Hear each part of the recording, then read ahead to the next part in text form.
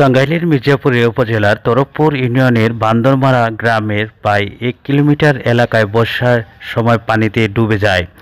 বাঁচার তাগিদে গ্রামের মানুষ মিলে বাঁশ দিয়ে তৈরি করেছে একটি সাঁকো, যার এক পাশেই যেন জীবনের শেষ ধাপ। বাঁশ দিয়ে নিজস্ব করছেন?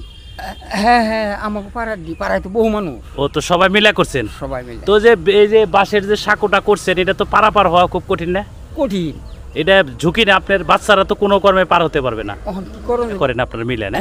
দূরে মিষ্টি এলে না মেস এলে সকল ব্যক্তি বেকাবাড়ি যাবার না। তাই একটি বাঁশের উপর হেঁটে যাওয়া কতটা কষ্টকর সেটা হয়তো বোঝা যায় না যারা এই বাস্তবতা দেখেননি। প্রতিটি পদক্ষেপে থাকে নিচে পড়ে যাওয়ার ভয়। একটু পা স্লিপ করলেই ঘটে যেতে পারে বড় দুর্ঘটনা। না, এটা সিনেমার কোনো দৃশ্য নয়, এটা আমাদের দেশের বাস্তবতা। বর্ষা এলেই প্লাবিত হয় পথঘাট, আর তখনই অসহায় মানুষগুলো জীবন ঝুঁকি নিয়ে একটিমাত্র বাঁশের সাঁকো দিয়ে পারাপার হন।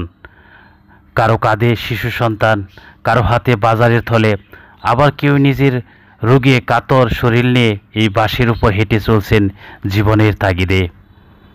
কোনো সুরক্ষা নেই কোনো বিকল্প ব্যবস্থা, তবু দিনের পর দিন এভাবেই চলছে জীবনের যুদ্ধ। এই সাঁকো যেন একটি প্রতীক অসহায় মানুষের সংগ্রাম, অনিশ্চয়তার মাঝে সাহসিকতার।